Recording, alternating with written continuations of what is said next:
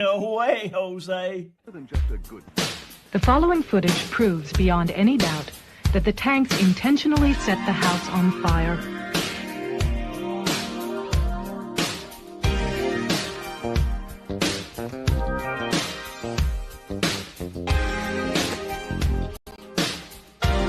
It proves that the Branch Davidians were murdered.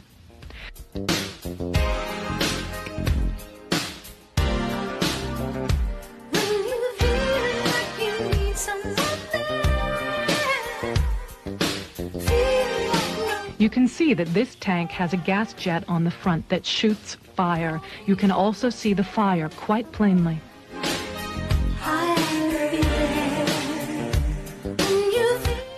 The tank goes into the house twice, and each time as it backs out, the fire at the gas jet is plainly visible.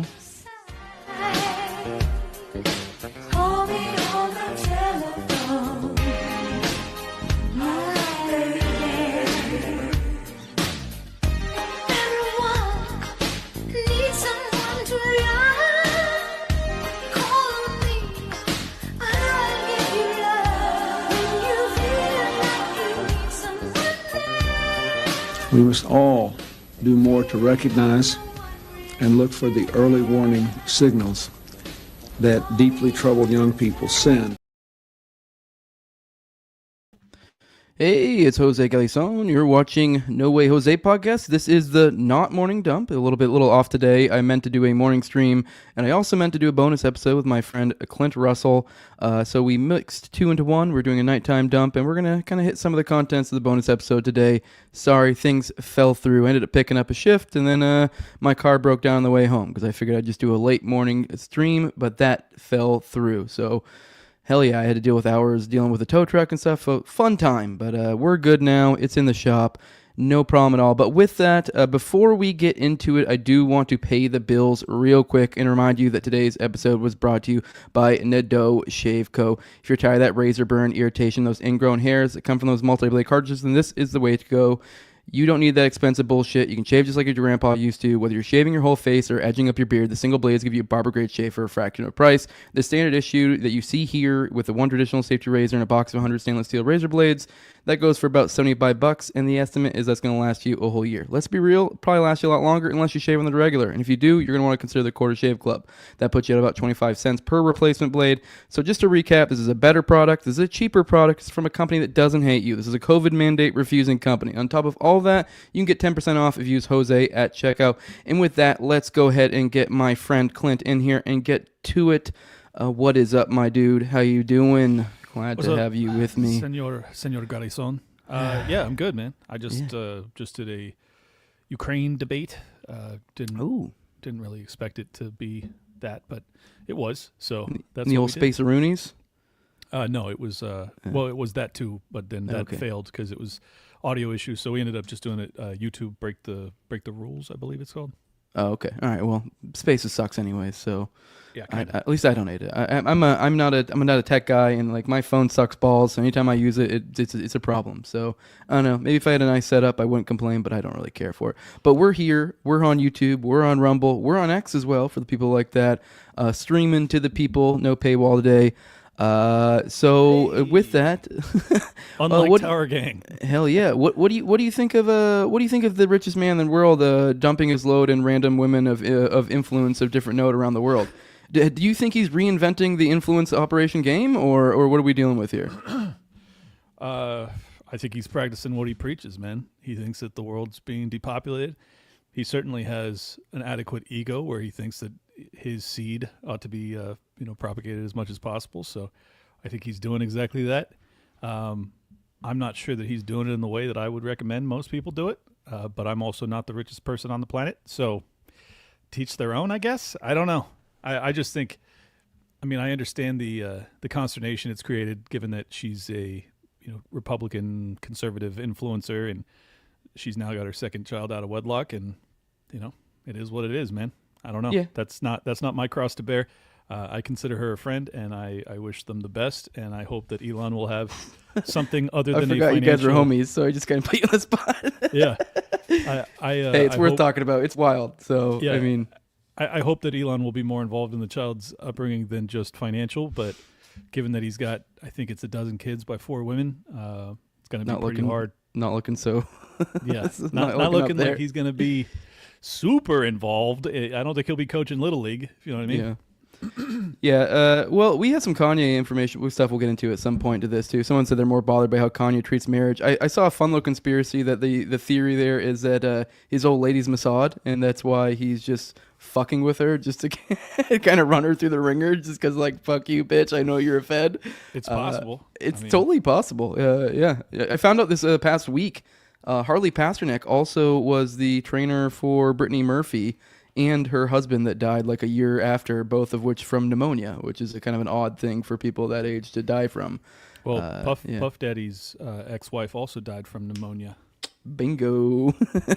So I think you're onto something. All right, there was one thing I particularly wanted to bring you on for. So I think actually probably just start just right from the jump. I kind of want to do in like a state of the economy type thing at some point. I figured like kind of with you, I was thinking like kind of a bonus episode, like a 30 minutes on like where we're at. Because we're at a weird like time where a lot of things are changing. Markets with that, do respond. Hell, I've already noticed my gas prices are coming down a little bit. Maybe that's just regional where I'm at. I'm like sub $3 most places I'm going to, which I'm like, that's pretty solid. Been a long time since I've seen that. So that's just a simple little marker. I'm just kind of wondering, you're kind of the econ guy of the group of our friends, sort of. So like, just kind of wanted to pick your brain. I saw somebody recently was in one of my DMs, because I'm pretty highly interactive with my audience on this show on the morning stream. And they were bringing up, I think it was gold or silver prices, and they were kind of bringing up how they seemed inflated or something. I forget. So I've had a few people reach out to me that they're kind of concerned maybe with the timing of the old boom bust cycle. We might get a little fuckered here. Because, we are, it looks like we're running this golden age, but it's like, what is it, usually somewhere in the realm of 6 to 10 years, roughly, we look at a bust, kind of a new cycle starting anew. I think it's pretty easy. I think it's fair to say that the last bust was in 2020. Like, I actually, prior to it, I was kind of expecting something to happen, and then boom, we got hit with COVID, which kind of, papers over the bust, you know what I mean? Like, to where they don't have to really take accountability. They can blame it on COVID, which, fair, you kind of can. So point being, we're like 5 years out roughly, from that big dip. And it seems like, as time goes on, especially the more fucked our economy gets, the more this cycle quickens. So I'm just kind of, what are you feeling? Are you feeling a bust on the horizon? Do you think, we have people, hell, with all this Doge stuff going up, we're seeing all this money getting cut, but on the flip side, we're seeing billions of dollars going to Israel. So it's like, are we winning overall? Like, are you cutting money and then immediately diverting that money into something, equally as vacuous? Or what are we looking at here? I know I just threw it a lot at you, but money, is it good? No, money's not good. Look, I think that all of the cyclical analysis is kind of null and void because yes, you're right. Historically, 7 to 10 years was kind of the cycle. But 2008 was the real recession. It should have been much worse than it was. We printed $800 billion or borrowed, whatever you want to call it, to create a cushion by which the banks didn't implode, which they should have. So we delayed that day of reckoning and then pushed it to 2020. The lockdown certainly, there was a very pronounced and sharp drop, but it was, if you're just looking at the stock market, it was totally recovered by the end of that year. So that's not a recession in like historical standards. That's that's just a full centrally planned fiat economy. That's like not real at all. We were in a recession for like the average person, of course. It was a terrible economy, but for Wall Street, it was just fine. So like what that does, as you know, is it creates market signals that are totally fucked. And then you get malinvestment and then you have a bust at some point. And I think that we're sitting on, probably the biggest boom cycle we've ever had. And it's probably built on the least real economy we've ever had. So much of it is just speculation on AI, for instance. It's such an enormous amount of money has been poured into that sector.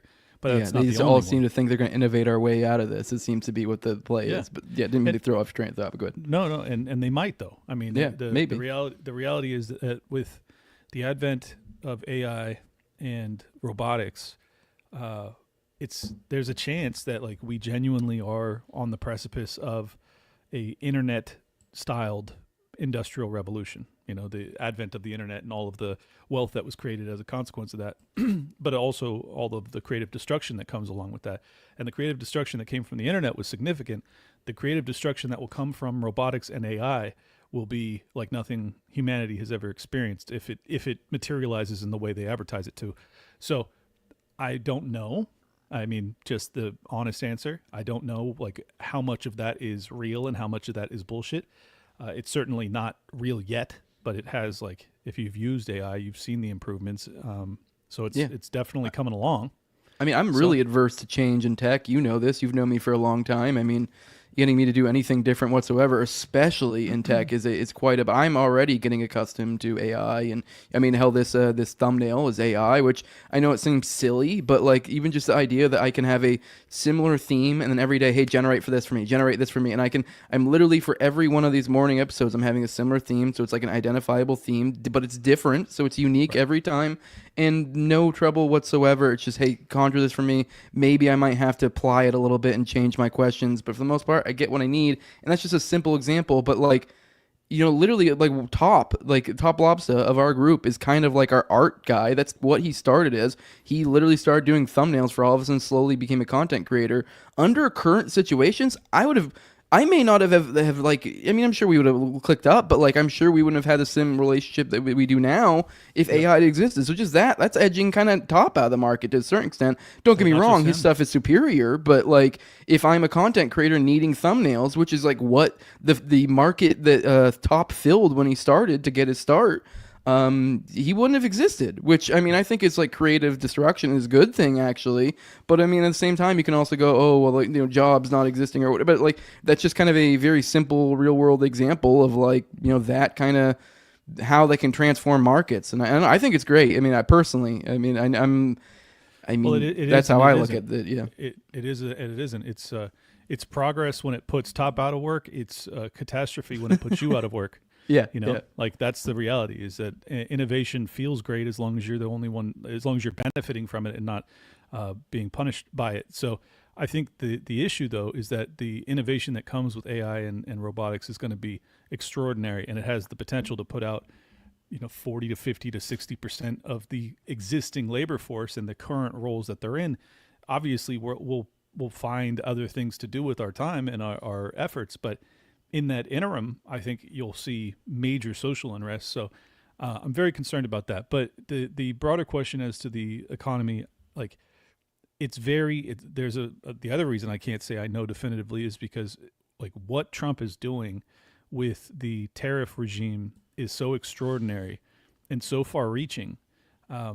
If he successfully browbeats and threatens into opening up trading markets that used to have tariffs that were facing our industries, well, then it's a net benefit massively to America. And if they respond not in that fashion, but instead they increase their tariffs and they just tell us to shove it, well, then the entire global economy, like the globalized economy, starts to fissure, in which case you could see a major depression, actually. So, you're asking me for my opinion or guidance. I can't give it because I don't know how those negotiations are going to work. I don't know how talented Trump will be with this. I think that libertarians do get one thing wrong, though, is that they talk about how tariffs are just inevitably bad. And like in some ways they're right, but the threat of tariffs are not inevitably bad. Like we have not been able to sell our cars into Europe or much of the rest of the world as a consequence of the tariff regimes that exist from those nations or those trading blocks. If his threats manage to get those tariffs lifted, it's a huge positive, and it's actually counter to like it's in alignment with libertarian philosophy, saying like, yeah, we want there to be as little tariffs as possible. Well, if threats of additional tariffs from our end get their tariffs to come down, then it's a net positive. And I don't think libertarians give enough credit to that when they talk about it. Oh, there's definitely been a lot of there's something to the art of the deal stuff. There's been a lot of examples of that, but I think there's also on the flip side too. We also need to recognize when you're playing this sort of game. I mean, I guess you can say like, hey, Trump, that's his thing, but it's not always going to be Trump in that pilot seat. making those calls. And there's already been examples that I could point to where I think he kind of fucked up with his bluster when it came to this game. Like, I mean, don't get me wrong. Like, with the example, I forget which South American country, but the one where he like sent him back his plane and like kind of like, well, fuck you, we're doubling down, bitch, and just kind of like and then end up getting everything he wanted and more. Like, there are examples where it's cool, but then I do remember. I remember, for example, there was I think they did the full. I forget the name of the operation, but essentially putting pressure on Iran again, and all that did was kind of recently, and all that did was cut down or shut down communication on their end. So I mean, it depends on the player you're interacting with. I mean. So I mean, it is I mean, and I'm not. I agree with you. I'm just saying, obviously, you're playing a kind of, and there's a bit of a game here. And if you miscalculate, you fuck shit up. And then now, like, oh crap, great, now we high intentions with Iran. This isn't great, This is the whole point I'm making, though, is that if you go down this path, it makes it very hard for me to guess what the economy is going to do in response. It's like, because it may be successful, in which case, like, yeah, maybe we lower our trade deficits because we're then able to export more of our industrial capacity domestically to abroad. That would be a massive positive and a boon to our economy. Maybe it doesn't go down that way. Maybe all of the nations, because they're all being pressured by America, despite the fact that we have an inordinate amount of pressure that we can apply. Collectively, they have a comparable amount of pressure that they could apply back. Can they actually unify? Can they work in tandem to try and counter Trump's, bluff and bluster? I doubt it, but like that doesn't mean that they won't. Like, we'll see. So I think it's a very interesting, game theory experience or timeline to live through, and I'm interested to see how it plays out. I'm not sure I would go about it the same way he does, but I'm not the president either. Yeah, I mean, it is what it is. It's kind of, we know this is how things work. I kind of want to tie this into our discussion a little bit because you mentioned something that kind of made me think about, because you mentioned the tariff side of things, and I remember here, just this tweet real quick. Let me get my bad. There we go. It says, this is a leading report breaking IRS is about to lay off thousands of workers. Reportedly, I don't know the truth of this, but I know one of the things Trump was kicking around was the idea of relying more heavily on tariffs, maybe getting rid of things like the income tax and other taxes, and completely restructuring things that way. And I think I feel like you probably would agree with me. You can tell me if you don't. I would definitely prefer that, but this kind of is the reminiscent of the issue that comes with like things like UBI, where it's like, oh, that'd be great if we have that, but what ends up happening is you just get both. You just get fucked with both, because it's like, hey, we're gonna fucking we'll bring in this new program and just kind of trust us. We'll dial back or get rid of the other one, and then surprise, surprise, you have both. But I don't know. I'm getting more and more surprised with how pleasantly things are kind of going. I mean, don't get me wrong. We will get to some topics today of other things that as I even just mentioned with Iran. But there are other things where I definitely have some cons to. But I mean, it's stuff that he kind of was already forthcoming about where he's at, anyways. Mm-hmm. So I mean, he's been, I guess, in a sense, kind of honest, whether you like what he's doing or not, and doing what he said he was going to do mostly. So I just really didn't even think IRS was even going to get peered at whatsoever. So just the fact we're in this realm where this is a thing being kicked around is just kind of mind-boggling. And we do need to focus on taking our W's, but while all this also at the same time not getting swept up into stupid think to where great leader does something retarded and you go dun, dun, dun, that's awesome later. You got to keep your head on a swivel.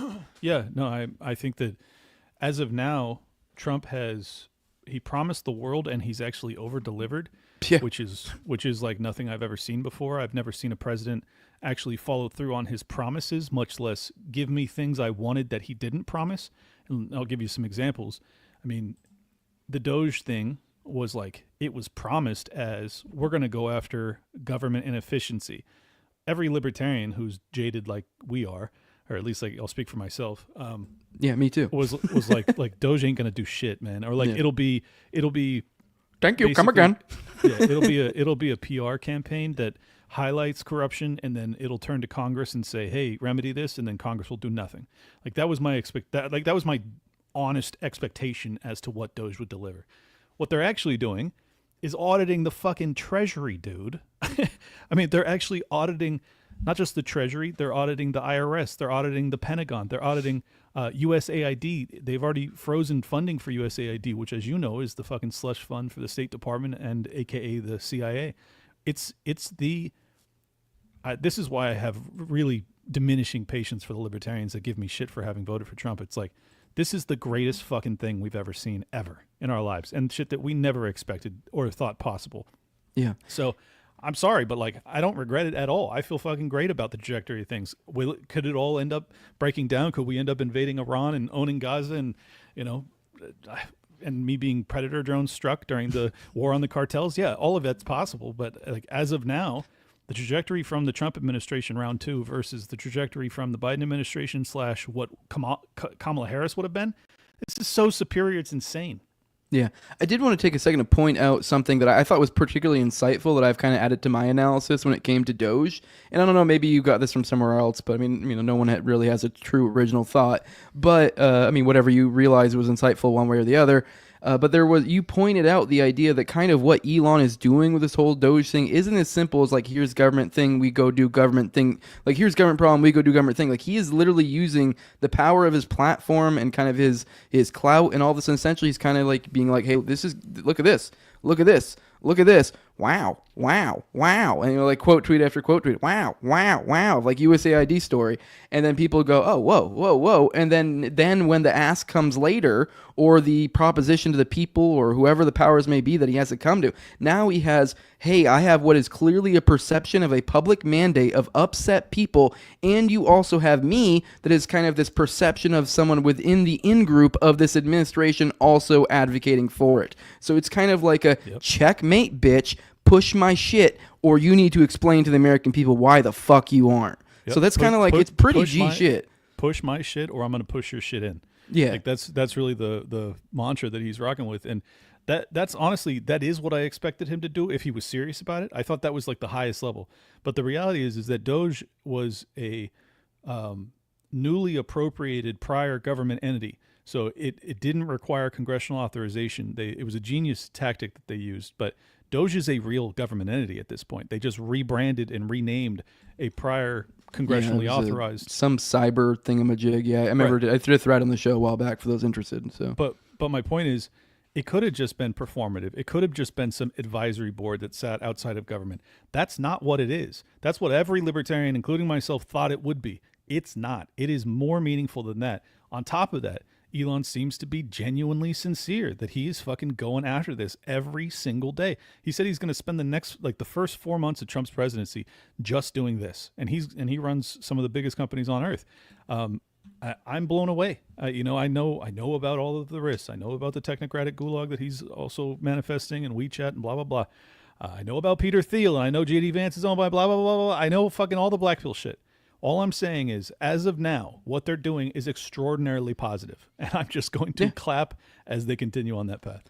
Oh, I agree. Yeah, I definitely point out that it's great. Allow these people, as I've said before, and I think a great example of kind of what the crux of the issue of what like people like me that are a little bit concerned of is when you see people parade out and they go, say for example, Paulina Luna with this like task force going like, oh, we want to reestablish trust in the government. And it's like, if you have done a fraction of the looking into things that I've looked into, a fraction of looking into like the money like you have, or just anything, government related, the idea that you would ever trust the government is like, I'd like to sell you a bridge to you, that's sure. At that point. Like, so, and while at the same, it is kind of a weird conundrum where it's like, you want your government to attempt for you to trust them, but you're kind of a fucking idiot if you ever do. So it is this kind of a paradox. So it is like, you do need to kind of like clap and go, that's great when they do the cool things, but all the same time, never, ever, ever, ever, ever, ever fucking trust them, because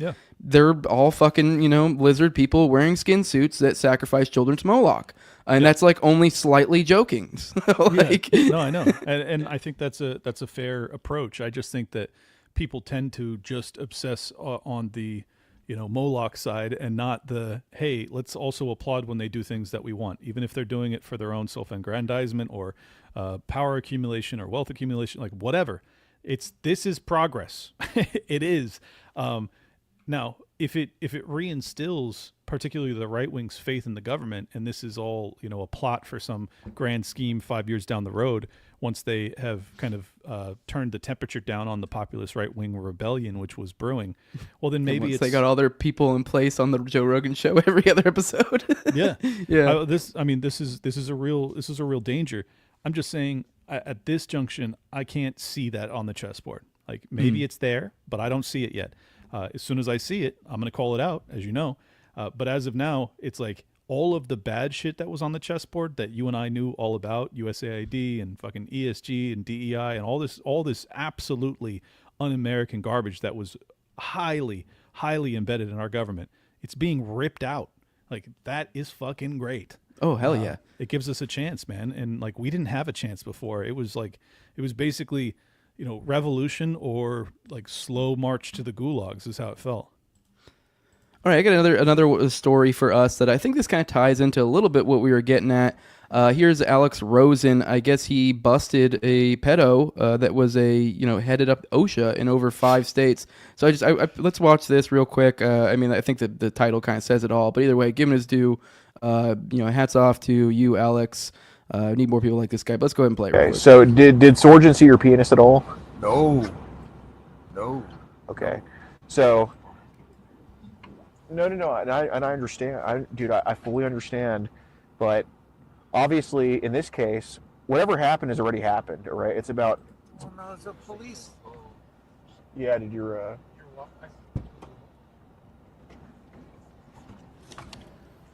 How's it going, sir? We're just having a conversation here with Ross. He's the head of OSHA over 5 states for the federal government. Crazy. Basically, you're not going to talk to a 13-year-old again, are you? Right? No. Last time doing it? All right, I think that's enough. We get the idea. I don't think there's really anything else like, substantive in there. But either way, I thought this was, I think I was listening to a Nick Bryant episode today, which, he's the one who wrote on the Franklin scandal. He also released the Epstein's book. I've had him on the show before, but he was talking to like someone who was a similar type character in England, and they kind of got on the topic of this and kind of speculating about Trump, and they're kind of on the same wavelength where like they do seem genuine, things seem looking up, but then the issue became both of these are people who have looked deeply into child trafficking rings that typically both of which dealt with like really dark, deep, like SRA type angles with like top level elite, spooky shit, like weird stuff's going on here. So like the kind of stuff that you're dealing with superpower players in government. Those type of things was where they were digging into, and that so they're saying that like they've brought up that like they think probably I forget the stats they were throwing around both of them, but point being is it is in every single government and and more so to an insane degree the amount of type of blackmail and the like out there or contracts forged in degeneracy essentially whatever you want to call it. Now the thing becomes obviously this gets into like Q territory, but this is kind of a like if you are a genuine character, we're gonna kind of probably maybe see Q shit. It's like either you're really, and I don't know if you really do want to like look at the way things are, like the way things are playing out right now. We have the IRS. There are crazy moves that have been made. The USAID, which is essentially a shot across the bow of the deep state. It's like, is it really? I mean, I don't think it's going to happen, but I've said I don't think it's going to happen about so many things already, and it's like, if you were going to do it, it's kind of like a lot of the pieces are already in play. So I don't know, like just kind of your thoughts on just kind of just that in general. I mean, obviously I'm not saying, do you think we're going to see arrests like right now? I'm not asking that. Just, I don't know, just generally, I guess. Yeah. I mean, obviously I do think that there are major child trafficking and blackmail rings that exist amongst many governments, not just Americans. So like, do I think that's real? Yes. Do I think it's as like serious an issue as the QAnon believers believe, that when they go like there's hundreds of thousands of kids missing? It's like, I find that hard to believe, just to be honest. But I do think that there's thousands, of course. There's definitely thousands and maybe tens of thousands. I don't know. And it's a very serious issue, and it's one of the most egregious things you can do as a human being. So I want them all torn to pieces, like whoever's responsible. So I think that, like, first off, the flow of those illicit goods, which in the traffickers' perspective, that's what they would describe them as, has to come across the border. And I think that Trump's actions on the border, according to Tom Homan, they've already dropped the illegal crossings 90% from what it was. And now even at 10% of what it was, it's still extraordinary because it was so high. But like that is kind of how you stop that, square one. You have to stop the flow of children coming across the border. So if they do that successfully, I think that it'll really put a kink in the operations of the intelligence agencies that definitely had their hands involved with this. I mean, it's not just the USAID audits and attacks and freezes that he's doing that are a shot against the deep state, but also, the cartels and the human trafficking rings are all, in my estimation, funding mechanisms for, black ops projects and off the books projects that our intel agencies run. So like every single thing he's doing, even though I don't really buy the QAnon narrative, but every single thing he's doing is a challenge to the deep state, the establishment, and the worst aspects of the establishment. Not just the, people that have been in power for 30 years to, make themselves a couple $1 million, but like the guys who overthrow governments and traffic children, like the worst elements of our government. So I'm very, hopeful that those entities can be purged. I think like if my read is right, and like maybe the Elons and JDs and Trumps of the world are not as evil as the existing establishment, I think that there's a chance that like you might be having this dissident, billionaire class that's rising up to displace these like truly demonic child trafficking, maybe even sacrificing elements within the government. I mean, that's kind of like my most optimistic perspective. I don't know that to be a fact at this point, but I hope. Yeah, I mean, I think in a certain grand sense, you're almost making the case if this is a giant limited hangout. And limited hangouts aren't a bad thing. That's a seeding of the ground.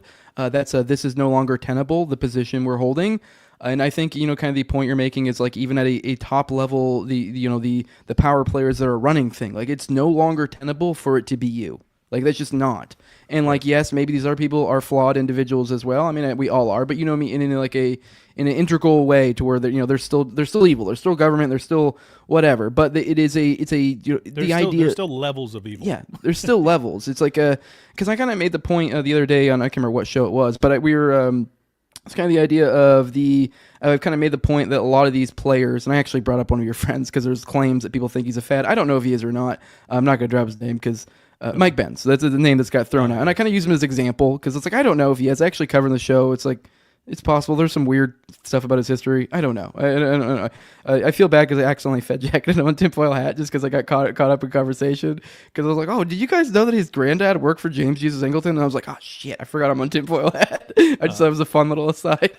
I mean, if it's true, it's true. I mean, I know Mike relatively well at this point, and I have no idea though. I mean, his depth of knowledge is phenomenal, but he also seems to be kind of like an autist that has really spent years doing these like 3 to 4 to 5 hour streams where he just reads through like old disclosures from the CIA and shit like that. He almost seems like one of us. Yeah. So it's very hard for me to read it. But he also worked for the State Department. His grandfather, as you said, was CIA or whatever. It's like, so who knows? Yeah, exactly. And like at the point I was getting, let's just say he is. Let's say he is some sort of glowy. I brought up to someone, I think it was actually Austin. I said maybe whatever, it doesn't matter. But I was saying that people like us saw this coming a while ago. The idea that like, hey, the landscape is about to change. Things are going to get different. This isn't work anymore. This is all artificial. We can just feel it in our bones. This is all fluffed while we're being gaslit by damn near the entire media apparatus that was out there that,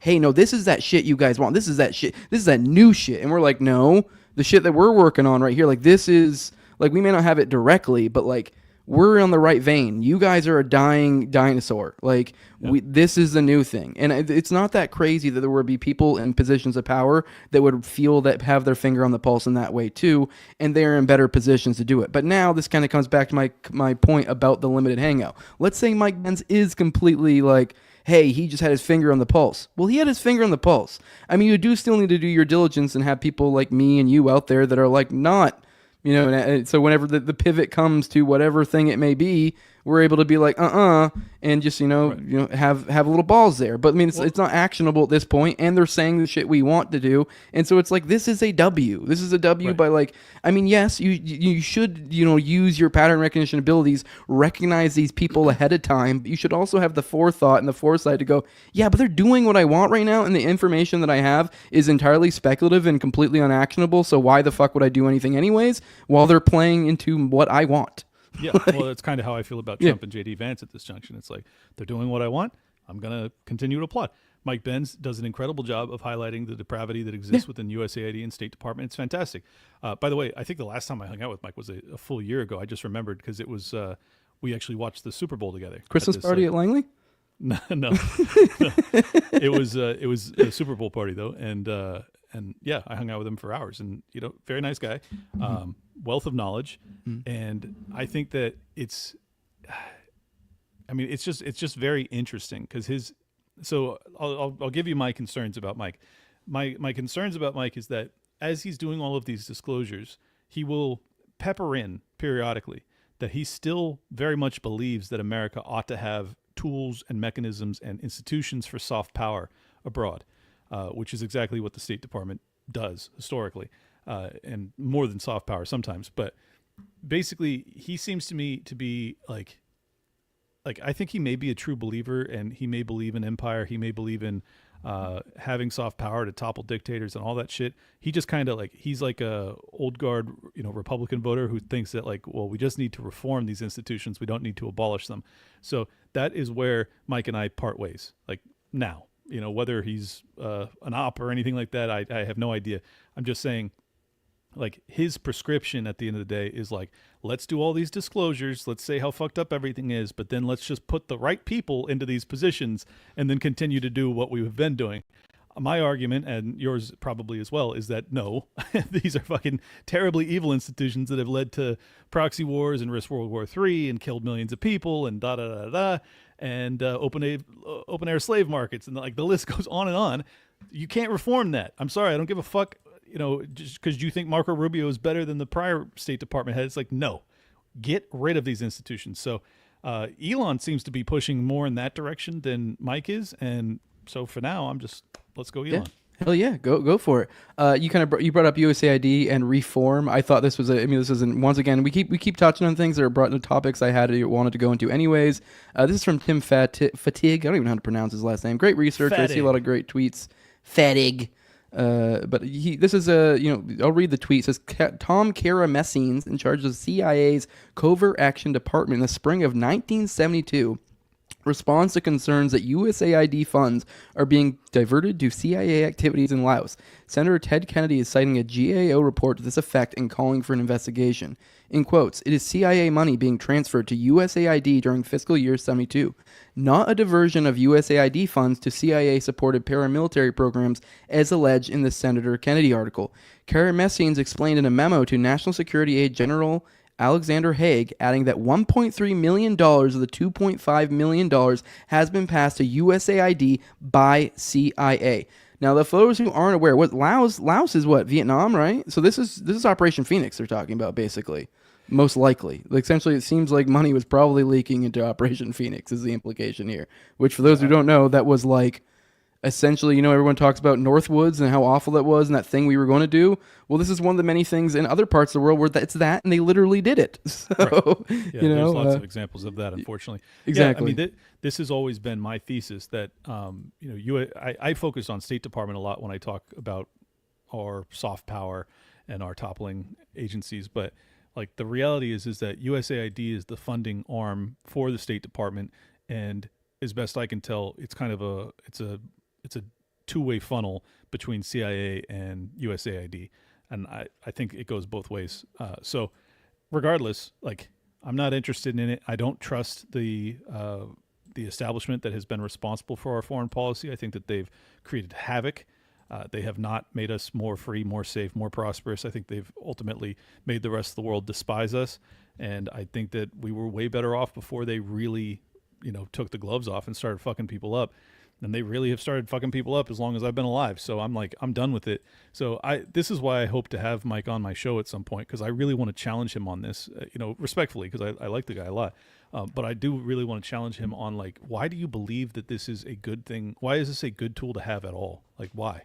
I mean, show me examples of successful topplings. Let's put that on the scale and weigh it against the catastrophes that have been created. Let's weigh it against popular opinion around the world about America and Americans versus how they perceive us today. And you tell me that you can actually make this work without it being a catastrophe, because I don't buy it. Yeah, I don't know. Maybe it's a little bit of a conflict of interest for the guy. Well, if your thesis is right, then yes, that's the reason he doesn't want to abolish. Obviously, once again, I want, if Mike does watch this, and which he's not going to, I apologize for fed jacketing you and tinfoil hat. I just remembered a fun little factoid. We were talking about generational intelligence stuff, and I'm pretty sure I even then caveated, like, I don't know if he's fed. Sorry, I forgot. Like, my bad. But yeah, just throwing out there. And you're welcome to come on my show to address those rumors, because I'd be interested to hear more. I'm no seriousness. I do try to keep it open, because there are a lot of people, and I feel bad with this stuff because I think a lot of people don't really pay attention to people that much. And like, I see all these Fed accusations all the time, and people be like, "What do you think about so and so being?" And I'm like, dude, I don't fucking consume all these people's content. I don't fucking keep up with the drama on fucking Ian Carroll or whether he's a Mossad agent or whatever the fuck. I don't fucking know. Like, I'm not gonna run with this info. It puts me in such a weird position because I actually know all these people. Yeah. And so it's even weirder for me. Like, if you think it's weird for you, imagine if you actually have met and hung out with these people for like a lot. It's fucking strange, dude. Like, when the Ashley St. Clair news dropped yesterday, I was like, this is fucking crazy, dude. Like, I remember the first time I met her, I was the richest man in the world nutted in my friend. Yeah, exactly. Like, that was my immediate thought. I was like, I thought it was fake at first. I was like, that can't be her profile. And I clicked it and it was. I was like, oh, 1 million plus followers. Yeah, that's her. So it's fucking strange. Anyways, what I was trying to say is, first time I met her, I was doing Timcast IRL, and I think she was the guest the night before me. So we were staying in the same hotel, and it was me, Josie, and her. And we walked out of the hotel and met her out front sitting on this bench. And I was like, she's just such a, nice, normal person. And then you're like, less than a year later, you were sleeping with the richest man ever. It's like crazy. She was actually jelly. You're so jelly. No, I'm not. I'm just fucking with you. But the joke is, I know she's exactly your type. Oh yeah, well sure. But slim, I never, cute, Jewish, access to all sorts of clout for you. I never attempted to pick her up at all. I like her. Most women in politics are kind of dumb, to be honest, and she's not. Like, when you talk to her, she is a relatively deep thinking person, and she's got that Mossad IQ. Yeah. Well, with the Mossad stuff, here's another one I wanted to bring up. We kind of almost brought it up earlier when we were talking about blackmail stuff. This kind of blew me away. I don't know really there's much to be said about this, but just kind of an example of it happening in real life. Yep. They're literally posting blackmail porn on Ye now. How many other celebrities they have this on? And here's someone, Kevin Blatt. He shared a picture of Ye, and it says, "Hey Ye, remember that sex tape I helped take you off the market for you in 2012 with that hooker in Vegas? Yeah, this Jew didn't forget about what a horrible performance and small dick you had high on MDMA. Hey, why don't you go fuck your favorite person in the world, yourself?" I mean, really cheesy, but either way, and then I just thought it was funny. This guy said, "You said we use sexual blackmail to control successful black rappers. For that, I'm releasing your drug-induced sex tape I've been holding on to for 13 years. But it's just kind of like, I mean, it's kind of insane when you see it playing out, Yeah, it's a real thing, man. Yeah, I don't know. I don't have much to say to that other than I feel bad for Kanye. I know no one else will rise in his defense, it seems like, because he's going kind of ballistic, but like, his life has been, pretty brutal. He's just obvious to me. He's been fucked over a lot by the industry, and instead of taking that as individuals fucking him over, he's just kind of put all of that to, like, Jewish people have fucked me over, and now all Jewish people are bad kind of mentality. But I understand, from his perspective, coming out of Chicago, and then all of these people that offer you contracts to make you rich, and then they pretty much, like, one by one, they all fuck you over. You start to understand why someone. I don't know. I mean, obviously I can't read the guy's mind, but I just, from paying attention to it, because mostly for Tower Gang reasons, just because it's funny, not so much for like reasons of my show.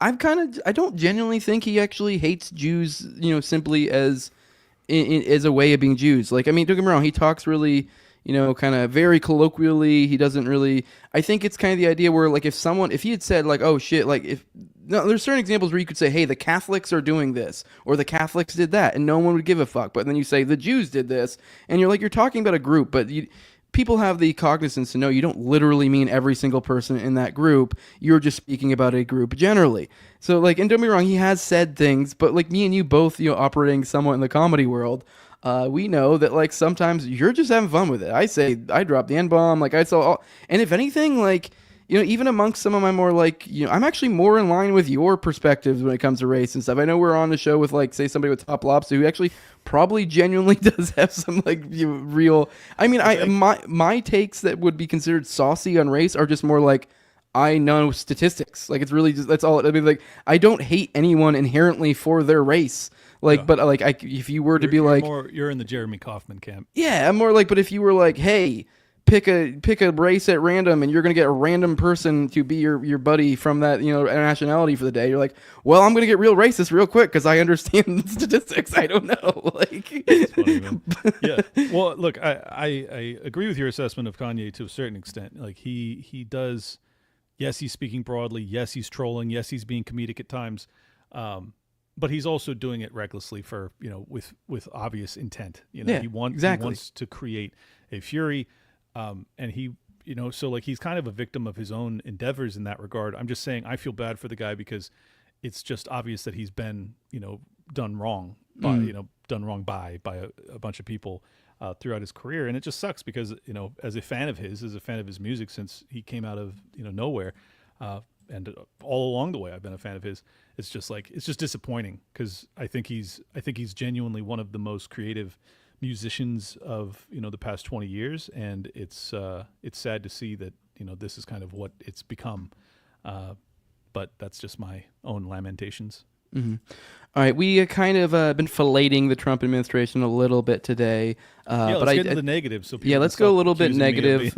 Yeah. I'd say the biggest negative has been so far, and even then, it's kind of like I'm at whiplash because I've been pretty hyper focused on this since I started doing a daily show. I've really gone to where, like, I'm listening to antiwar.com every day, reading the articles. Like, I'm like way more in the news cycle since I'm doing a daily show. So I'm like, the keeping track of the ins and outs of the ceasefire deal in Gaza is like, the power plays at hand is just like it's whiplash. So it is really hard to tell, and you do get swept up into this, like, and ridiculous level of analysis where you're like, is he just really this retarded, or is it to evoke this response, or is it because he knows someone will think it's retarded and to evoke the response, and he's trying to evoke that response? Like, you get to, like, what the fuck is going on here? And this is very much a situation of what the fuck is going on here. This is one of those situations where yeah, what the fuck, Trump? What are you doing? This is David Camp shared this. It says, shameful that Trump has said this as things are getting back on track with the hostage deal. It's making clear Israel has a green light from the U.S. to restart its genocidal war. Just to recap for my audience, and I don't know if you're following the ins and outs. It was up in the air just recently. I forget who called it off first because Israel's been fucking with not following the ceasefire since the beginning. But at some point, this past week, Hamas says, hey, we're not doing the hostage exchange this weekend. Then Trump comes out and says some shit about, like, well, if they don't give back all the hostages by this weekend, you guys should totally, if it was me, I'd go right back at it and I'd be held to pay. And then Netanyahu parroted exactly that. But then within like 24 hours, then it's all like, just kidding. No, we're just back on the normal hostage deal. We're just getting the 3. We're cool with that. And actually, then Gaza started receiving the things they complained about not getting as condition of the ceasefire. Right. So it actually worked to their advantage. So it looked like, weirdly, Israel conceded to Gaza's advantage. And when all of us thought, especially, kind of in our sphere, really thought it was about to fall apart. In this past week, I really genuinely thought hostilities were going to pick back up. And then all of a sudden, just out of nowhere, just back to normal. And then, Donald Trump just, what was this, today released, Hamas has just released 3 hostages from Gaza, including an American citizen. They seem to be in good shape. This differs from their statement last week that they would not release any hostages. Israel will now have to decide what they will do about the 12 o'clock today deadline on the release of the imposed deadline imposed on the release of all hostages. The United States will back the decision they make. Now, this is bizarre because it was kind of one of those things that, like, you didn't need to say this. Like, yeah, they mentioned it, but it's like, it was kind of like, it was an unsaid thing that it seemed like Israel didn't even want to address. They're just kind of like, okay, we're back to normal. Because, yeah, they made this weird thing where it was like, instead of the ongoing agreement we already have, we're just going to switch everything up on last second, and now you have to give back everybody or we're going to kill you all. It's just what the fuck? Why would you even bring this up right now? It's just the idea that anyone would bring this up to point out, to essentially kind of being like, hey, you said you were going to do a lot. Are you a bitch? Like, that's kind of what this comes off as. So I don't know what is going on here, what kind of brinksmanship there is. I just don't see what there is to be gained at all by this bluster. Just any thoughts on that, I guess? Sure. Well, I mean, if I want to steel man's Trump's position, there's probably a chance that, like, he can extract more from the from Hamas when it comes to hostage releases by talking tough and saying, hey, we're going to fucking whatever. You gave us 3, thanks. But, like, at the end of the day, if Israel decides to go fuck you up, we got their back. But then simultaneously, maybe he's doing that just to give leverage to the Israelis to try and get a few more people released by noon. Like, so I think, but at the end of the day, he's already told them, look, I said this to try and give you leverage, but that's where it ends. Sure, we'll continue to ship you munitions and fucking whatever, but we're not putting any fucking boots there. Like, that'll be an absolute death knell to my second term. So this is why, I get at odds with the anti-war guys from time to time, is that I am not as quick to condemn every latest breaking, phrase that gets uttered by Trump. Mm-hmm. Because it changes so rapidly. I just think it's a fool's errand to parrot another anti-war guy like Scott Horton to try and dissect this in real time. Yeah, it's hard. At some point, you kind of have to just let it play out, let it see what happens. Now, when he said something as brazen and as insane as "we will own Gaza," I couldn't stop myself at that point. I had to say something, and I said it multiple times, and I was like, this is fucking retarded. This is insane. No, this can't happen. But, like, beyond that, I'm not gonna pull my hair out. I don't have enough of it left. Every phrase he says. So it's hard because the ceasefire still stands. So it's like, I don't know and I'm not even saying that that's what Trump's goal is. It really, really seemed like his goal was, ethnic cleansing. From to kind of just as it started to look like that for a minute, yeah. So, but at the same time, somehow this deal keeps the stand despite all indications to the contrary and all feelings like it's going to fall through. So it's like, what is going on here? Everything seems to. It's almost like he's magooing his way somehow into what we want, a positive result, somewhat. I'm not saying that's how it's going to end up, but like, so far we still have a ceasefire. Maybe he's not magooing though. I mean, this is where the the ride or die Trump supporters, the trust the plan folks, they're like 100% convinced that everything Trump does is genius. I'm 100% convinced that's not true, particularly because of 2020. But I do think that Trump haters tend to not give him any credit for his negotiating ability. Like, and I'm more in between, where I'm like, I think that this guy has real skills in this arena, and sometimes it fails and sometimes it's wildly successful, and we don't know how it's going to play out. I will say this though. I think that if Trump was truly just doing the bidding of the Israelis, as many Trump haters and the real alt-right in America describe him to be, I think that there wouldn't be a ceasefire, and I think that Israel he wouldn't be talking about owning Gaza. He would be backing the IDF in their total conquest, and so he says a lot of wild shit that I disagree with. But in terms of like, what was actually happening in Gaza prior to him coming into power? It was hell. It was horrifically bad. So is it not an improvement? Like, yeah, it is. So I'm just going to kind of take the imperfect because it's better than what it was. I mean, when this happened, people forget because we've had these like so twists and turns and like whiplash of like, oh my God, what's going on?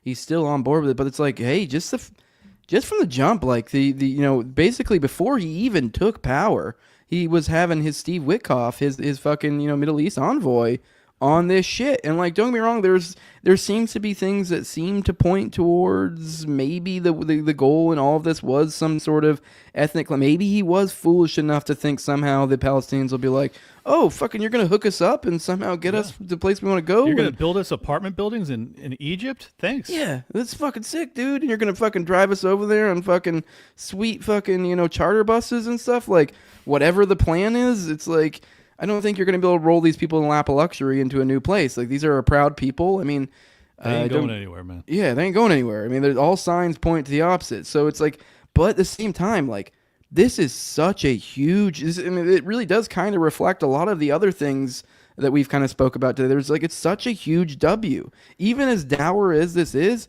like, I think people forget how bleak the situation. I mean, it's still bleak. It's still super duper duper bleak. Very, very but it was another order of degree of bleak before this. Yeah. Like, we are thankful. It was apocalyptic prior.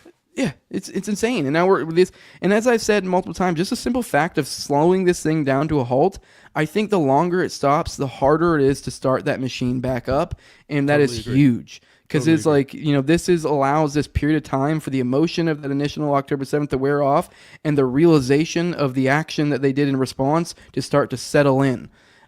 So it's a godsend. And also, fighters lose their fighting spirit if you stop them from fighting for enough time. Like, once they're already in that fighting mode, like, it's really hard to get them to stop. But like, this is why I'm so hopeful. This is ultimately really, it wasn't Gaza that got me to vote for Trump. It was Ukraine. But I am very optimistic. Like, this is why I get frustrated with some of the anti-war guys, is like, they'll flip the fuck out about everything that he says about Gaza. And like, I get that, but then they don't, in my opinion, give enough due to the really good things he's been saying about Ukraine and trying to negotiate a peace settlement there. I mean, just a reminder again to contrast this, because we're not dealing with bad versus perfect. We're dealing with horrific versus imperfect. And horrific was the Biden administration, Jake Sullivan, Blinken. They hung up the phone on Russia 3 years ago and haven't picked it up since. It's fucking insane. In a week into his presidency, maybe it was 10 days. It's about denuking with Russia and reducing our military by half. Which, I mean, that's another thing that, once again, I almost got a caveat. I don't think it's going to happen. While at the same time, kind of caveating, but maybe. It could. Yeah, exactly. But see, this is what I'm saying is he had according to him, a very lengthy phone call. It sounded like they talked about a lot, but Putin hadn't talked to American, political diplomats or anything like that for fucking years, as we were actively funding, to the tune of hundreds of billions of dollars, their neighbor in a war with the largest nuclear power on earth. And it was like, it was so unbelievably reckless. So I'm going to give Trump a little bit of grace. And that's all I'm asking from the, hardcore anti-war crowd is like, look, is he perfect? Fuck no. But is he getting us closer to where we want to be? Yeah, clearly, yes. So I'm optimistic, particularly on Ukraine. I'm a little bit more pessimistic. I'll say a lot more pessimistic when it comes to Gaza. But at the same time, I still think it's heading in a direction that is better than it was. So I'm just going to I'm going to let it wait. I'm going to let it play out. Sorry. I'm going to let it play out. Yeah. All right. Here is a video that I just kind of want to get your thoughts on. I was going to play this whether you were here or not. This is, I think, a little bit of a signal of what's to come in this future White House press correspondent, whatever the fuck they call it. I don't like this. Yeah, exactly. Okay. Well, we'll play a little bit of it because I think you understand what I'm getting. White House official made the decision to bar the AP reporter from the Oval Office and the diplomatic reception room last night. Well, first of all, let me just set the record straight. It is a privilege to cover this White House. It's a privilege to be the White House press secretary. And nobody has the right to go into the Oval Office and ask the President of the United States questions. That's an invitation that is given. And there are hundreds of outlets on this campus, many of you in this room who don't have the privilege of being part of that pool every single day and getting to ask the President questions. We reserve the right to decide who gets to go into the Oval Office, and you all have credentials to be here, including the Associated Press, who is in this briefing room today. But isn't it retaliatory in nature is the argument, because the reason that the AP was barred, which they said was because they're not using the phrase Gulf of America, they're using Gulf of Mexico in line with their standards. And so the question here is this setting a precedent that this White House will retaliate against reporters who don't use the language that you guys believe reporters should use? And how does that align with the First Amendment commitment that you were just talking about? I was very upfront in my briefing on day one that if we feel that there are lies being pushed by outlets in this room, we are going to hold those lies accountable. And it is a fact that the body of water off the coast of Louisiana is called the Gulf of America. And all right, I'm not going to finish that because it is a little bit lengthy and it's not really worth it. But I do find it interesting because there's like simultaneously I like the idea of that, like, hey, we're going to like kind of be a little shittier to some entities and like, you know, kind of, hey, this isn't you. This is a privilege, not a right. And you know, we're going to open it up to other people and shift and move things about. Now, I will say though, this is pretty fucking gay. Yeah, like it's a gay way to make an example. I think, you know. Yeah, you and I see this identically. Look, I think that a lot of these journalist outlets, I don't even want to call them journalists, but these news outlets, whatever you want to call them, they're obviously full of shit, and they obviously ought to be kicked out of the White House briefing room. And they basically like actively tried to coup Trump in his first term. So like he doesn't owe them any loyalty, but to kick somebody out because they won't say Gulf of America after you by fiat changed the name of a body of water which we don't even own is the dumbest, gayest thing I've ever seen in my life. So yeah. I don't like it. It feels like a fealty test that he's applying to the entire journalist corps. If you want to replace these people because they're USAID funded and they've been fucking actively working to subvert the American people and your government, fine, do that. Yeah. Just say that. Unironically, rather you say you're an annoying faggot and I don't want you in the press corps anymore. Exactly. You guys come up here and you write bullshit stories and you leak stuff and you don't actually report the news, and I fucking despise you people, and this is a privilege, not a right, so you don't get to talk to me anymore. Fine with that. Say that. That'd be super cool. Don't say actually. Gulf of a fucking America, please. Jesus Christ. If anything, that would be actually super duper fucking cool. It'd be amazing. Yeah, like I don't even need a reason. Like your body of work is the reason. You didn't have to give me a petty. I didn't have to have it because it almost feels like this. Like you said, it's like a fealty test. It's like it almost was like we're gonna set out a tripwire so that we can make an example of some people and get them to fall in line and react how we want. And it's like, and now you'd be better off. These news agencies will be scared straight, and they won't. And they'll just start to parrot shit that's nonsense because they want to have access. That's exactly what the Biden administration did. I don't want that. I want fucking actual truth telling. If you're going to be better than the Biden administration, you shouldn't require this. You should boot people that fucking suck and let real journalists in there. And if there's a few of them left on Earth, that's the pathway forward. Yeah, I mean, like, frankly, be like, hey, CNN, you're not allowed anymore. Headline News USA, this online publication or something, that's a real one, by the way. That's Ken's thing.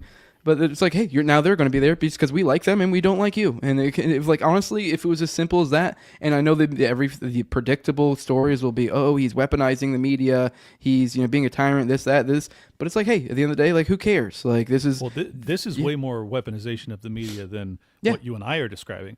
Like, this is like what we're describing is actually a fighting of against the propagandists. What he's doing is basically requiring them to become his propagandists. Yeah. I don't like that. Yeah. All right, let's shift gears. I want to follow up on this trans shooter one, which I don't know. I thought this was when this story first initially started. I gave one a big diatribe joking around with you guys about how the one thing I can say is props to them for pulling off the whole trans thing, because I thought it was a dude to chick, and I was like, they're pulling it off pretty damn good. No, that's a chick to dude, but just really not pulling it off at all. Not even trying. Not even close. So, but this is from one of you guys that follow the show. You guys, tag me and stuff, and I bring up stories on these streams. But he said Andy No's got some notebooks or some excerpts from her notebooks here. So this is kind of almost like a manifesto type thing, although not explicitly a manifesto. For those who aren't aware, I covered this yesterday. There was in Indiana, the 18-year-old trans right here that had made plans to carry out a Valentine's Day mass shooting. The FBI stopped her. I guess she used a trans name, Dex. So shockingly, a girl who was recently began identifying as a trans boy was obsessed with Nicholas Cruz, a Parkland school mass shooter. She also idolized other killers from the 2017 trans Pennsylvania killer Randy Stair / Andrew Blaze. As part of the investigation into her mass murder plans, the Mooresville Police Department was able to confiscate her writings. She wrote about her obsessions with killers, being trans, and wanting to hurt people. Her mother had recently died from a drug overdose. Shockley was extremely active on Discord. like the recent white female Madison, Wisconsin Christian school shooter Natalie Rupnow, and the black male Nashville school shooter Solomon Henderson, which we've covered on this show, even connections between those two, kind of into the whole accelerationist type stuff. So we're seeing weird shit like this going on. Maybe this is the dying throes of a deep state. I have no idea. Shockley is facing charges of conspiracy to commit murder, threat to commit terrorism, and conspiracy to commit intimidation, threat to commit terrorism. Here's some excerpts from it. This is my name. The following excerpt from a notebook. My name is Dex. I'm 18 years old. Born on October 26, 2006. Currently live with my father. My mother passed away. I'm also a transgender male. I have a lot of homicidal thoughts. In all honesty, I want to be just like Elliot Rodger. He's my main influencer along with Nicholas Cruz. These thoughts never seem to stop. You may believe that I am some edgelord, but in reality, I am just a loser. I'm grateful for my chance to live, but in reality, I'm scared of living. Is it the government, you ask? No, it is a sad reality of living with pieces of shit's waste of life. This is the government, you ask. This reminds me of the Luigi Mangione one, where like one of the first like line is like, I just want to apologize to the feds or whatever the fuck. Okay, anyways, I hope whoever reads this takes acknowledgement and maybe use it for your massacre. Smiley face, I will be back to write again. XOXO Dex.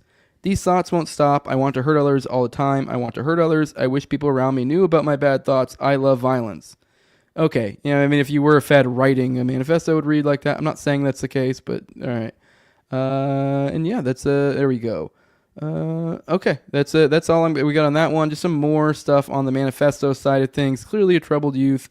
Sad story. I mean, hell, I have a 15-year-old of my own, so... That person was born a woman? Yeah, it's a chick. Yeah, that just goes by Dex, and now it's a dude. Yeah, all right. Dex now.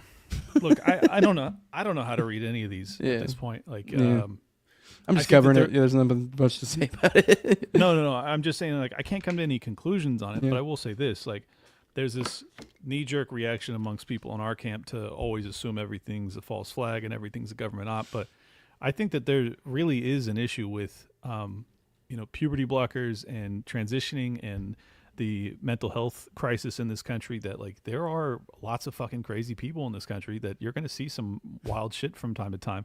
And it's not always contrived. Sometimes it's organic. I mean, it's organic, but in the sense that it's not a government, like go do this thing. Yeah. But it is. Well, like Pistolero says, that's how feds talk, but it's also how retarded trannies talk. And that's a fair point. Exactly. So it's right. That's a reason why the Fed says it like that, because that's exactly what the retarded drone says too. So. Yeah. and that's my concern with this stuff is like, but at the same time, like if you want to go back to the origin story of how the trans, endemic began, a lot of that has to do with, USAID and funding all this shit all over the world, but also in America, but also, kind of the progressive agenda that was propagated through academia, which wasn't, directly tied to the government in every single way. So some of this is organic, some of this is fucking government interference and shit, and I just don't know. I don't know how to come to a conclusion other than like, hey, let's stop, endorsing this. Let's stop trying to, give life-saving care to trans children. Like, it's destroying them, obviously, and I just think it's been a catastrophe. Oh, geez, yeah, guys. I don't know if you haven't checked out Dave Smith's recent Princeton debate, I highly recommend it. It was really great, and it was really cool to give a shout out to. Yeah, he gave a shout out. You didn't watch it? No. Oh, I'm surprised you didn't watch it. I thought you guys were tight like that, but okay. I see things are changing. I've seen him debate the Israel issue so many times. Yeah, it was a different angle though. Yeah. He shouted out to our gang in what context? He didn't shout out to our gang. It's like, what the fuck? Why would he do that? That distracted me. What the fuck were we just talking about? We were just talking about the troon. Yeah, I mean, I would say even on the idea of like organic or whether things glow, the problem is we're in a world where, it's either, it can be either. It's a lot of times both. As I've covered a lot of these different shooters and the kind of and I already pointed out there, like two of the people that we already had covered on the show a long time ago that had connections to like accelerationist type stuff. And the thing with once you start going down the accelerationist rabbit hole, or the I don't know what like 76409A, like this kind of weird like Discord entity / Satanist, like whatever the fuck is going on there. Like, a lot of times we sum it up as accelerationism, even though I don't feel like that's a really good way to describe it. But this is if you peel back the layers, you see glowing, and like it's almost like. This is what happens when they essentially create the blueprint of some sort of operation, and then it goes amok.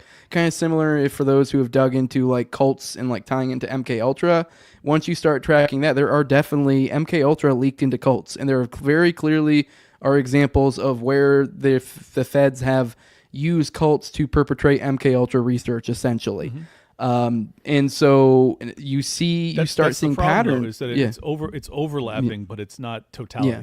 But it's the thing; it leaks out from there. So then now you have this apparatus that kind of self-perpetuates itself, creates its own separate cells, and then from there you can kind of, if you are a power player, there up swimming in these waters, you can kind of hop in and out. To these, you can be over in this cell, while this other cell over here is just completely organic. So it kind of just creates the perfect little entities for them to swim in.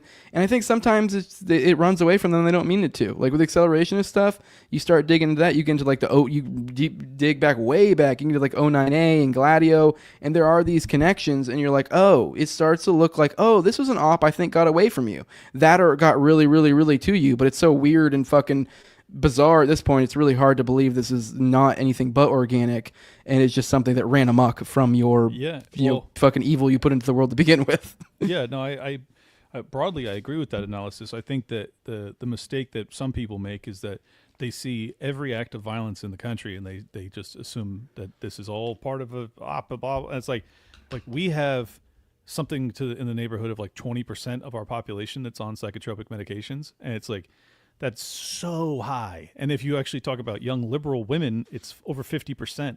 So it's like you're going to see fucking like nutty shit that happens. Of course, like honestly. The fact that we have so many crazy people in the United States, it's unbelievable that we don't have just dramatic, self-immolation and terrorist attacks every single day.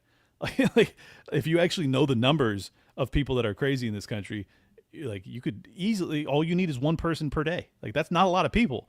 But we don't. We go weeks and sometimes months without anything too wild popping off. And it's like, so human beings are resilient. I guess that's the conclusion I come to.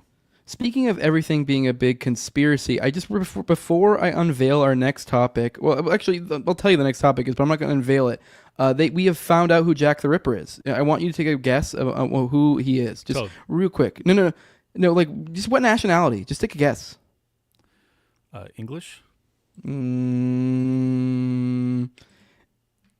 Every single time. Jack the Ripper's Jewish. Aaron Kosminski, a Polish Jew named as Jack the Ripper after DNA matches that of his descendants. There's an article from News Nation. I'll read it real quick because it's pretty short. Of course, AF Post posted it. All right, go ahead. Yeah, so I can't drop this on you without giving you, because that's kind of the nature of this show. We dig into things like this and kind of analyze, because it's kind of a clickbait title, obviously. So let's dig into this a little bit. It's pretty short, like super short. So a historian who discovered Jack the Ripper's real identity says 100% him. Jack the Ripper was a serial killer in London in the 1880s. A historian claims the killer's real identity is Aaron Kosminski. DNA on a victim's shawl linked back to Kosminski. A historian, true crime sleuth, may have cracked a case for the ages, sharing his bombshell findings with News Nation's Banfield Friday night. Russell Edwards identified a 100% DNA match to locate the real identity of serial killer Jack the Ripper. The infamous killer who terrorized London women may have been 23-year-old Aaron Kosminski, who had long been considered a suspect at the time. Oh, without a doubt, 100% it's him, said Edwards, who in 2007 bought a shawl that was found at the scene of the murder of Karen Eddowes. He tested the shawl using DNA provided by Kosminski's oldest brother's great-great-granddaughter. Kosminski, a Polish immigrant, became a barber in Whitechapel, England, and was in a mental health facility with schizophrenia at the time of his death in 1919. Here's a composite where they think he lived on he lived into his 50s. Yeah, that guy just kept on fucking and killing bitches. This is a facial reconstruction. With the evidence we have, we can actually place him at the murder scene. The guy says, Most interesting piece of evidence, he said, is a 9-foot long and 2.5 wood shawl. I just want to skim to the bottom real quick. I mean, there's someone else here too. Forensic DNA interpretation expert Jarrett Ambo told News Nation there was nowhere near enough information to definitively identify Jack the Ripper, calling the claim a mile off. He said the DNA testing used was mitochondrial, which is not as accurate as nuclear DNA. It doesn't have the same kind of power to identify someone individually that nuclear DNA has or cellular DNA, Ambo said. We have the second problem of the fact that this DNA is degraded over years. Now, I don't know. I am not a forensic analyst. I mean, you guys can sound off in the chat if any of you guys have any sort of special knowledge here.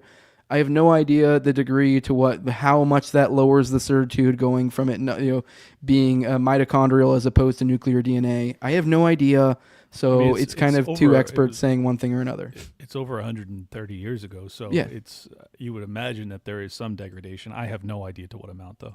Yeah, exactly. I don't know. I mean, like, you would think, I mean, that sounds pretty solid to me, but I don't fucking know. So I'm just throwing it out there so you guys know. I do have another thread I'm going to go into tomorrow on the morning show because I found another one that was pretty interesting. It goes a little bit more into the details, but I figured it'd just be funny to kind of let you know. It's once again, it's every single time. Every single time. I mean, it's interesting, but I have no idea if it's accurate. Yeah, me either. But with that, we've run through all the topics. Kanye would run with it, though. Yeah. Oh, hell yeah, he would. And, I mean, I'm still going to have fun with it. I'm just not going to, but I'll have fun with it, but at the same time, then I'll let you know. Okay, I'll be like, hey, guys, we don't really know, but let's have fun with it anyways. But without that, Clint, we've kind of covered all the topics. I figured we'd make, but we kind of, like I said earlier on, weirdly, as we just kind of in conversation, just kind of weaved in stuff I wanted to talk about anyways. So we kind of hit all the beats of stuff all the stories I had. So I don't know if you have anything else pressing that you think of that you wanted to address, or if there's any other stories. But yeah, what's up? I mean, the only other thing I would add, since you specifically wanted to talk to me about the economy, I still think that I'm not sure about Bitcoin per se, but I think that if you want to hedge against hyperinflation, that's still the avenue that I rely on personally, and I think that there's a real chance, and it's very interesting because this is totally counter to my instinct. My instinct is to believe that we've been in such a lengthy boom that the bust is inevitable and it's going to be catastrophic. However, there are, and this is always the argument when booms are happening, that this time is different. That's what they said. I remember it vividly in 2007. I was telling everyone, sell all your real estate, and everyone was telling me, this time is different. You're wrong. And I was like, I'm not, but all right, good luck. And then a year later, everything got cut in half, and I was like, told you. But this time, there is the potential that it's different just because of the AI and the robotics. There's a real chance this economy fucking booms in a way that we've never seen before as a consequence if this shit actually materializes in the way that it could. And the only reason I give this thesis any credit is because I'm just watching as so much money is being poured into it. And I'll just tell you, as a money manager myself for a very long time, you probably don't see this type of resources poured into this stuff if there isn't real merit to it. I have to trust that these guys aren't all idiots, and they're not all just throwing just tens and hundreds of billions of dollars into building out these server farms and doing all this shit if there's not a real pot of gold at the end of that rainbow. And I think that they believe it. Whether or not they're right, I can't say definitively, but it's obvious to me that these guys 1 trillion% believe it. And these are some of the smartest people in human history. So I think that's probably the most interesting variable that I think people really ought to be paying attention to. A lot of people want to be jaded and just expect that this is bluff, this is bluster, this ain't happening, this is way overstated, this is marketing, this is PR. I'm not sure, man. I'm really not. I think that there's a chance that we see just AI and robotics at a level that we really can't envision right now that arises in the next 5 to 10 years. So I think you bring. I think as you're saying that, I was thinking about. I've kind of covered this a little bit. The whole AI race. I think maybe as you're saying they're diverting the money. Obviously, I think in a certain sense that money's a bit of a waste, and I'll explain here in a minute. But I think it's going to be a bad investment for the individuals making or trying to cash in on the Altmans, the whatever. I mean, don't get me wrong. I guess they'll still probably come out on top somewhat. I mean, they're still getting a shitload of money, but it's not going to be the buku payoff, the technocratic, Uber lords that a lot of people think. I mean, I think they want to be personally, but I think I think it'll be a good investment, likely for all of us. Just the fact that it's igniting the race. Because we recently saw the versions that came out of China, their AI that kind of dropped, that kind of put ours to shame.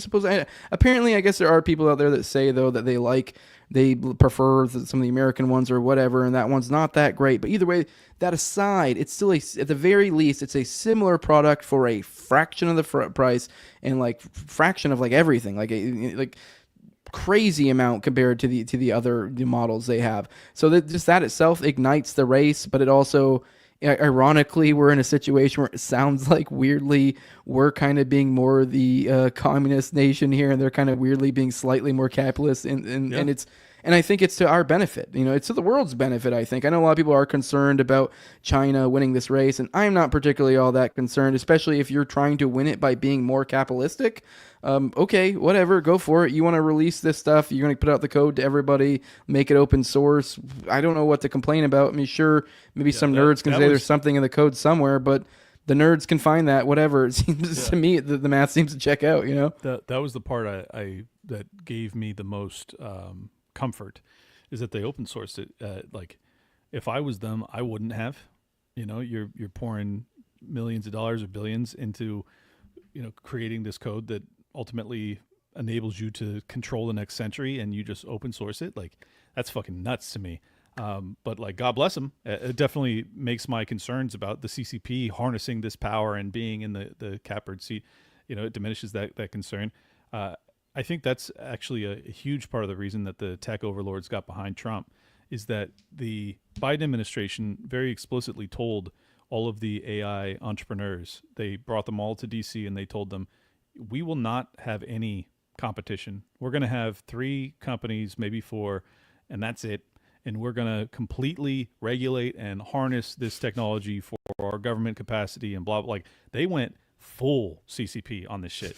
And as far best I can tell, that's why the tech gurus got behind Trump, because they wanted to have a freer marketplace by which they could compete. And I'm cautiously optimistic, but at the same time, like, even if say I'm right that like this is going to be an innovation that rivals or surpasses the advancements that the internet delivered us, like, just think about how different civilization is as a consequence of that, and how rapidly that happened, 25, 30 years. And it's like, I think this will be faster, and I think it'll be more impactful. And already we're dealing with, like, as soon as we had the internet, like, reproduction rates plummeted all over the world. Depression, anxiety skyrocketed.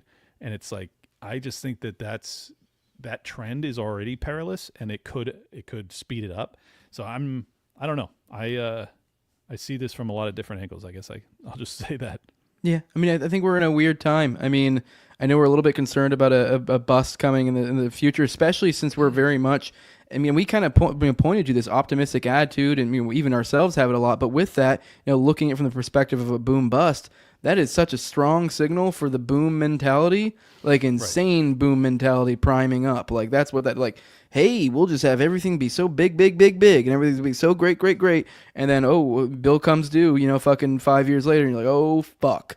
But normally when a bust is around the bend is when you have this just undeniable, uncontrollable optimism that's pervasive. And I've seen that in the investment into AI. But it happened in VR too. It happened in robotics, and like, it hasn't materialized in the way that they've advertised as of yet. But it does seem as if it's becoming more real over the past 2 years, in particular. So, like, it's weird because, like, in hindsight, it's going to seem obvious whichever way it goes. Let me explain. So, like, in hindsight, like 3 years from now, if we're in a global depression, it's going to seem so obvious that, like, remember when they were saying they're going to have robots that just replace everything, and like, and none of that. Cool. Now I can generate podcast thumbnails, but we're all broke. Yeah, exactly. Like, remember when they were saying that, and then none of it came to pass, and then the fucking dollar collapsed, and blah blah blah. Like, that'll make perfect sense. Or we'll be like, we'll each have our own individual robot that's in our living room that's doing everything, and our economy's booming, but like half of us are unemployed, and they've already rolled out UBI, and they have a CBDC, and it's like, it's all fucked up, and that'll seem obvious too in hindsight. So I just don't know, man. Yeah, and I think there's something too, kind of the idea that I brought up, like the idea of the new power elite and kind of how it's almost like a giant limb hang, and it's like this is no longer tenable, and kind of that might be somewhat to whether that's organic or some combo or just kind of like this is what needs to be done. To some extent, it's like it's no longer tenable to act this way, and I think we're seeing where, like, with all the slashes and maybe even these talks of, like, say they do something, revolutionary with the IRS and they swap over to, like, a tariff type situation and do it to where they cut one and implement the other as opposed to both. I mean, we could be dealing with some sort of overhaul in how things are done. But in more of a sense, there might just be clearer heads at the top that realize, like, this is an untenable way to carry this on. Like, our grift will end. Like, it's not even to be like because to make America great and blah blah blah blah and all that faggoty propaganda shit. That's just like from a jaded top level view. It's just kind of like, hey, I don't know how long we can carry on this shtick. We gotta change some shit. Some things need to be different, or just as we can't carry out our fucking. We just can't keep eating children. Like, we're just not gonna be able to keep eating children if we don't change some things. That's the factor that a lot of people don't consider, is that, like, there's obviously entrenched interests that benefit from this paradigm persisting, as opposed to the shift to this globalist world order where the World Economic Forum and Europe has a say in it. Like, there's a lot of fucking American technocrats that are like, fuck letting these dudes. I don't want Klaus Schwab having fucking any power. Fuck this. Let's take our power back. And, like, from my vantage point, despite that not being, like, the ideal, it's still preferable to having these globalist overlords who think that we need to have, like, carbon emissions decrease and us peons shouldn't be allowed to fly or eat steaks ever again. It's like, fuck those guys. I'd much prefer these oligarchs to those oligarchs. So that's kind of how I view it right now, is like, this is the, like, old guard, maybe not even old guard, but like the more American centric billionaire class and maybe even trillionaire class that are, like, actually rising up to fight back a little bit.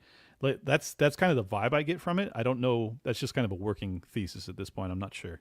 Yeah, no, I kind of agree, and I think even just looking from that perspective, even if you are like the people of, like, the Whitney, I don't even Webbs of the world, and so I still think you should be like have the cognizance to go, okay, sure, maybe your analysis is correct, but these people are in place doing the things we want right now, and what you're talking about is an issue that can only really be addressed in the future. I mean, yeah, you can kind of sound the alarm now, and that's fine.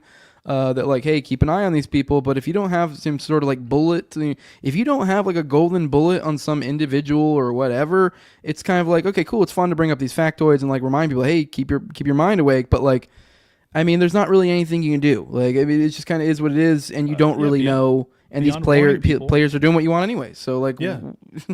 and I say this all the time. I really appreciate her work. I just don't share the inevitability of everything that she prognosticates. It's like yeah, these people. I agree with her analysis that a lot of these people want to create a technocratic gulag. Like, the Altman example I just provided with the AI and the China stuff. It's like I actually sort of agree with her analysis, and this is what I do think there are these evil people that have these plans or whatever, and they're trying to do things, and I don't trust these teals. I don't trust Vance, despite doing a cool thing, and if you follow these power players, and like, I don't trust these people, but it's still a W. Like, it's still like it's moving.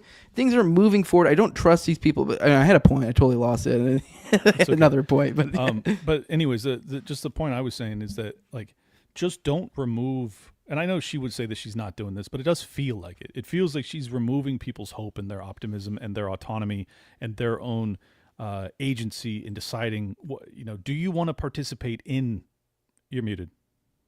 Sorry, I muted. All right, I remember my point. I was using the Altman as an example. The idea is that they have these plans. I don't think they're going to play out like they are, and I think this might be something. I think maybe, just maybe, because, like, with the Whitney Webbs and some of the other characters that we're sort of describing, a lot of them do have a little bit more of, like, a leftist inclination, and so I think maybe these aren't people who don't think about economics and how things play out as much as maybe we do.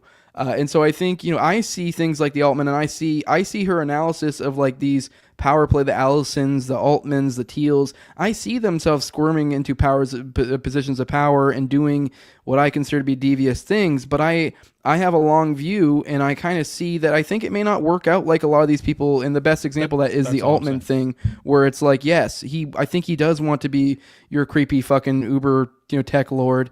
I don't think it's going to work out like he wants it to. So that's kind of how I see it. That's my whole argument, is that I just don't think it's inevitable that humanity will go along with it. And this is why I still, despite, having my differences of opinion with Whitney, I still think her work is important, because it does popularize the framework by which people will be very skeptical of these maneuvers and what these guys are doing. I think that's healthy. I just don't think it's healthy to take it to the point of like, this is coming and there's nothing we can do other than like moving to a farm and creating our commune with our brethren to fight back. I just don't think I don't think it's inevitable at all that will be how it plays out. So I'm more, I guess I'm generally more optimistic over the past few months than I've been in years. I really do feel as if this whole populist right-wing thing that we're seeing, not just in America, which obviously got the White House, but like Europe, like the West broadly, has a very significant populist right-wing rebellion that seems to be appearing. And I don't think, I'm sure some black pillars will try and argue that this is just the next iteration of an op and that they're manipulating us. That's not the vibe I get. Like, the vibe I get is this is all in opposition to everything that they want and every trajectory that they've been pushing us down. Because if you actually watch, which by the way, I'll shameless plug, Liberty Lockdown today, my episode at noon, I watched the entire J.D. Vance speech at the Munich Security Conference, and I give commentary throughout. And I'm telling you, man, there's 2 to 3 people applauding, and there's hundreds of people there. And you see this fucking German politician come on right after him, and he gives this speech where he just says J.D. Vance is wrong about everything, and you hear what the audience is actually capable of creating applause-wise, and it's nuts, the difference. Like, it's fucking tepid, like little fucking claps. Basically, what I'm saying is this.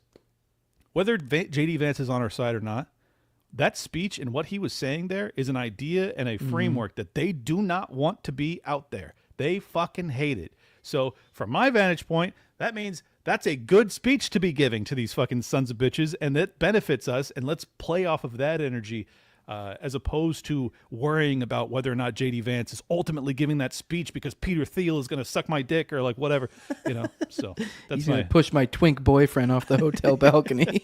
Yeah, it's like that's not my biggest concern. My biggest concern is like the people and the message they take away from that, and does that add fuel to the fire of these anti-government, populist rebellions that seem to be happening? And I think it does. That's why I'm hopeful.